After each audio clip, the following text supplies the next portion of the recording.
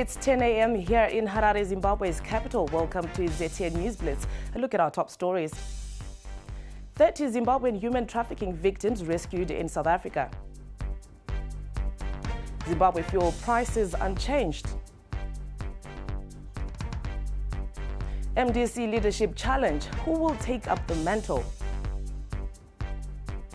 And in sport, the beast to feature in Rugby World Cup final. More than 30 Zimbabwean women were rescued from brothels in South Africa at the weekend after enduring months as sex slaves. South African police believe the women were among 50 victims of a human trafficking ring. All victims are now at safe houses awaiting possible repatriation. To make sure that we bring them home.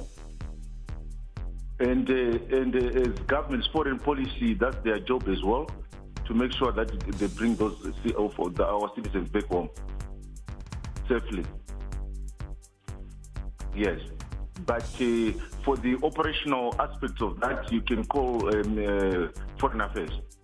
ZTN will keep you updated on that story. Zimbabwean motorists are breathing easy as fuel prices enter the second week unchanged. The Zimbabwe Energy Regulatory Authority says diesel and petrol prices remain at $15.64 and $14.97 respectively.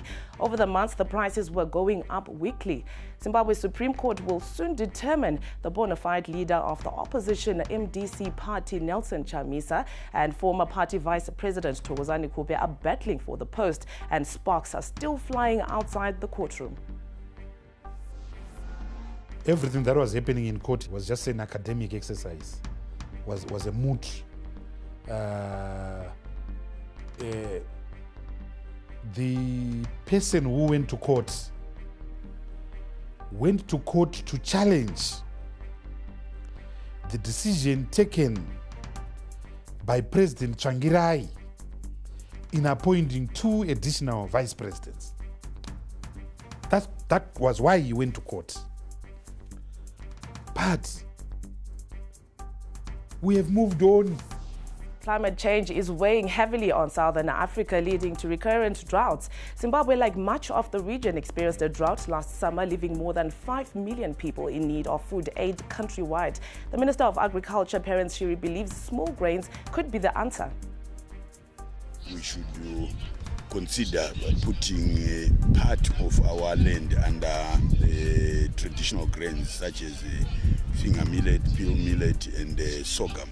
These are well known to be very resistant to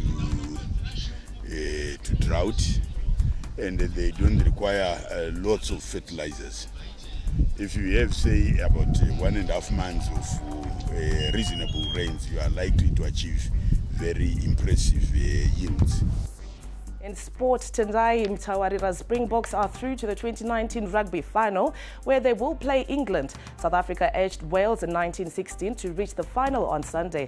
A 76th-minute penalty from Andre Pollard made all the difference for Springboks. Triangle lost 2-0 away from Mauritanian club FC Nouadhibou in the first leg of the final playoff round tie in the CAF Confederation Cup last night. It's a difficult scoreline to turn around, but there is still some hope that Triangle can make it to the group stage.